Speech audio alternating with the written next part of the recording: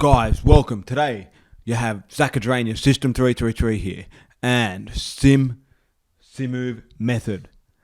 We will be moving into our topic of the day, which is the universal laws of nature and some of the important ones to consider.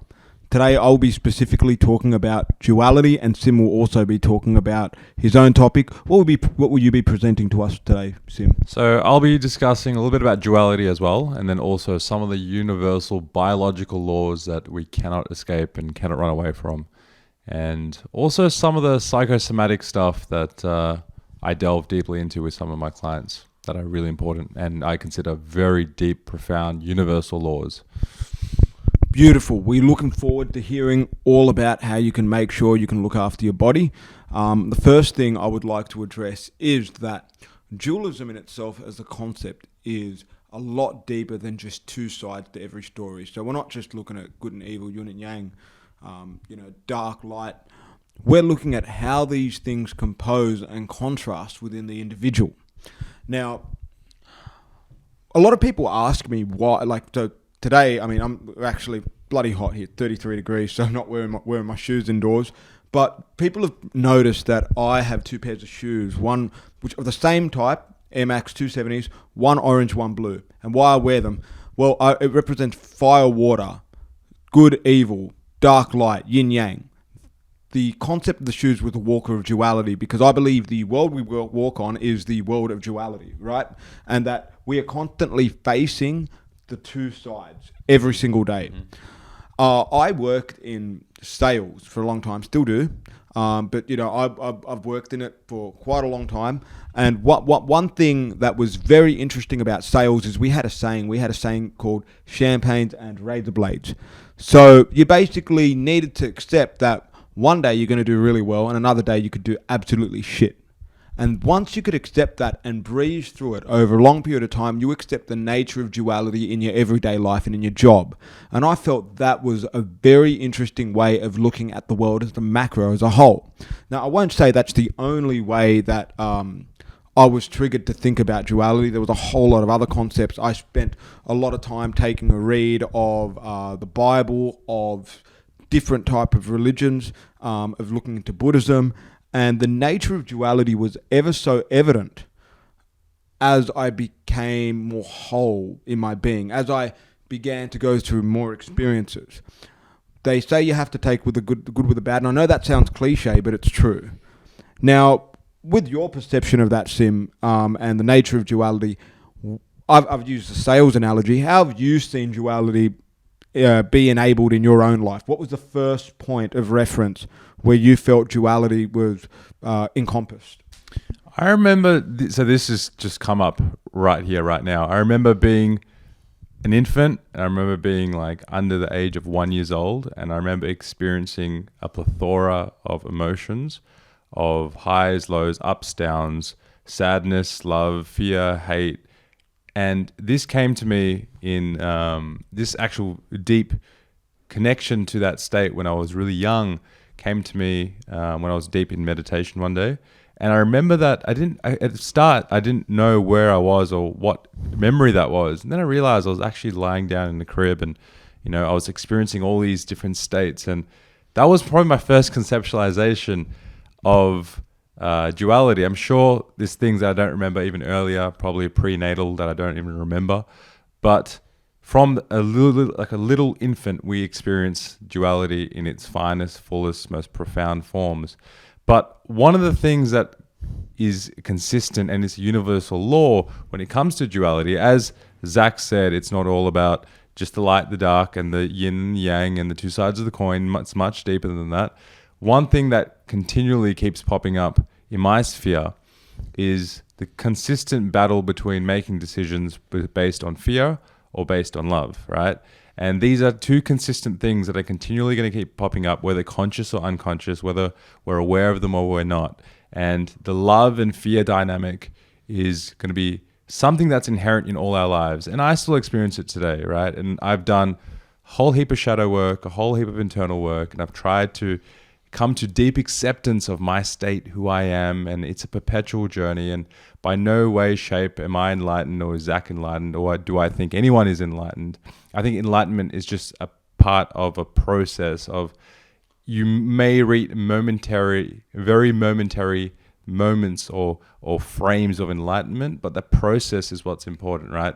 Continually trying to get to the process of acceptance and lovingness and acceptance of the suffering and darkness, which is all inherently part of our lives. So I think that's a really profound part of the universal law. And I will get into the biological stuff that I think are inherently important, and very practical stuff that we will find very useful in terms of how you go about your day-to-day. And do you have any really early memories, Zac, of like when you were young that really encapsulated the light and the dark, or the yin and the yang, or the dualistic forms of reality?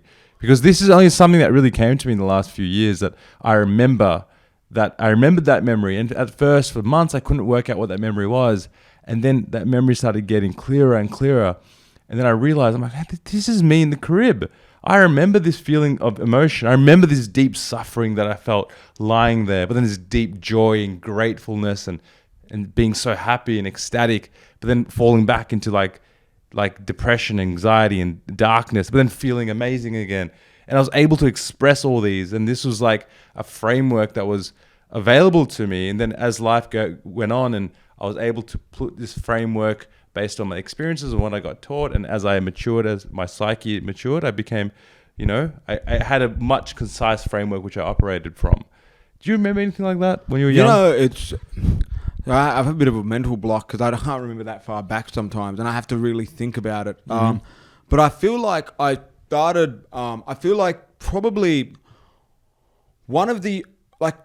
like playing video games really showed me that. Now, the main reason is I grew up on a diet of games. I was playing Doom, I was playing Duke Nukem, and I got into Zelda. I mentioned Zelda in one of the previous podcasts, I believe. And what happened was I began to understand that the nature of the world was dualistic. It was always good fighting evil.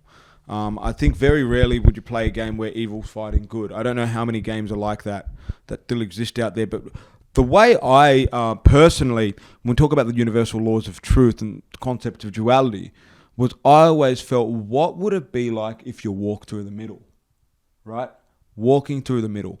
The main reason is because, as I mentioned before, you're going to go through both sides, right? That's just an inherent aspect of nature, life, death. You're gonna be put in situations where your life may be at stake. You're going to be put in situations where you have to realize that not everything is going to go your way, and you have to have no expectations and no disappointments. So it was part of that, just the encompassing understanding of how things worked in its fluidity, that made me come to thinking, well, how can you bridge duality? How do you bridge this?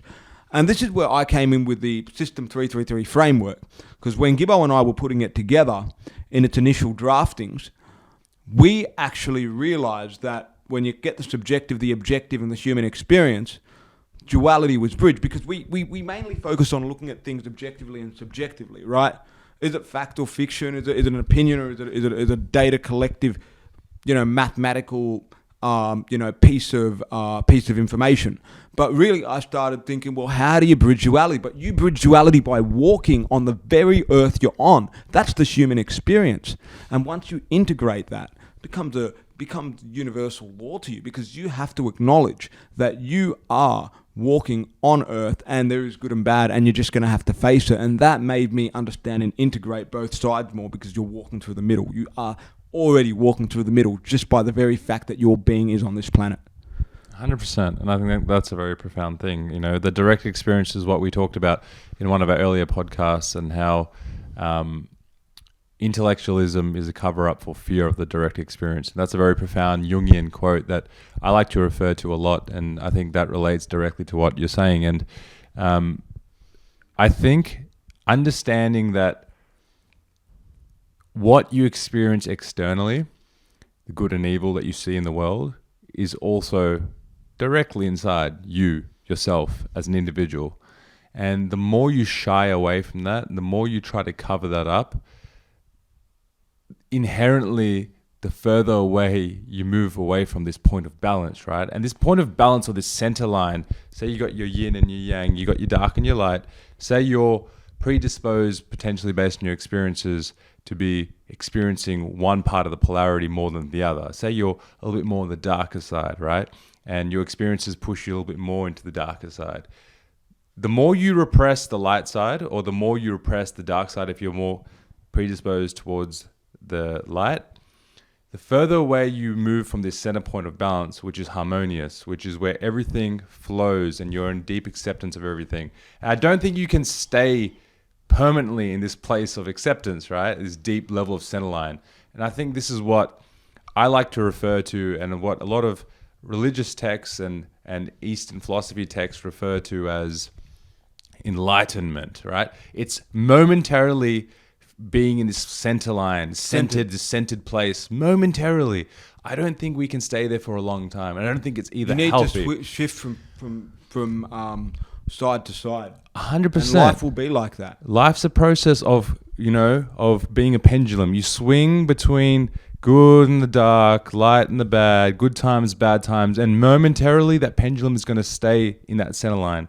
And maybe when the periods become a little bit greater and a little bit greater, that pendulum stops in that center line, I think the more you're going to be able to feel much more fulfilled and have a life which is much more fulfilled and worthwhile living. Yeah, more wholesome, which has been a message throughout all our videos. But I want to just quickly close with something you mentioned about the biological nature of universal laws.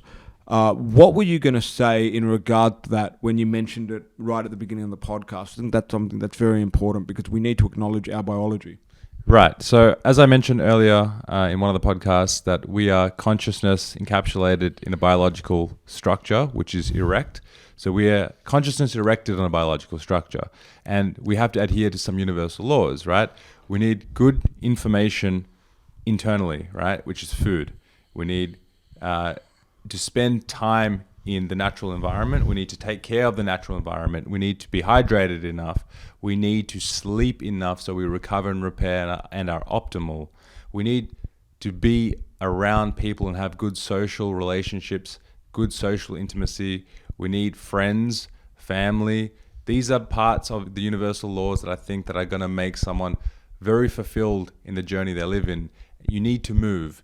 Without movement, there is no life, right? Whether it be walking, running, jumping, climbing, training, boxing, something, you need to move your biological structure. You need to interplay with the world externally. You can't just purely be internal, because the less you move and the less you adhere to some of these universal laws, the more you will suffer, because your biology is a part of that consciousness, right? So it's a very important thing for us to remember. And I also think some level of mindfulness, you may not be attuned to it. It may not be something you really want to do, but I think it's important to incorporate some level of mindfulness practices into your life. I think it's a universal law to becoming whole in this life that we live. And that's the thing. It's, I mean, for people who go out all day and move around all day, if they don't spend any time doing any internalization, then they're just going to be oblivious to what's really happening. And then for people who sit around all day and don't get out and move, their body is not going to be fit as for the biological world we live in. And that's something we have to accept. We need to look after our physical bodies, not just our mental state. And one thing I've always tried to manage, Tim, as you probably understand, what reason we connect so much is because we both understand that we look after our body physically, and also we, look after our minds by reading and taking in the right information. So they're both supplementary. And unfortunately, a lot of people think by looking after yourself is it just means going to the gym and doing your workout and stuff, and following all the diet and the routine, when really that is just one facilitation of looking after yourself. They don't do any of the internal work to supplicate with that. what the point of being a big roid muncher, and it's not even healthy to be a big roid muncher, or looking like this, this guy that, that's going to be in WWE, or looking like a big bodybuilder and thinking everybody thinks, oh, you're healthy and whatnot, and you haven't got the brains or the knowledge or understanding of the world to see how it operates. I've met a lot of people like that, and it becomes it doesn't facilitate each other. It's counterintuitive. And you come from a deep place of trauma and repression of your emotions, your psyche, your mindfulness of what you're doing. You're not conscious in half the decisions you make. What's the point of aesthetically possibly looking like you are healthy to an untrained eye? You look healthy to an untrained eye. You look very unhealthy to a trained eye. When I see the dysfunction in people's physical aesthetics, to me it's obvious. I see it and I'm like, that won't last in any sort of real natural environment. Where this is a situation that went down, that would be a big hindrance. But I'm not saying it's bad or anything. I'm just saying that it's obvious when the internal work or the other supplementary work has not been taken care of. And I think to reach a point of that level of awareness and to incorporate that into your life and to be real and vulnerable with yourself, which is something I had to be when I was younger. I had to break out of that ironclad shell that I was in, right? And it's vulnerable, it's hard, it's a journey, but it's very fulfilling. So yeah, man, I think we've touched on some great points so far, and I think we've covered what we wanted to cover in this topic. There's lots of things we could have expanded upon, but I think we'll save that for a longer form discussion. But anything else you want to close on, Zac?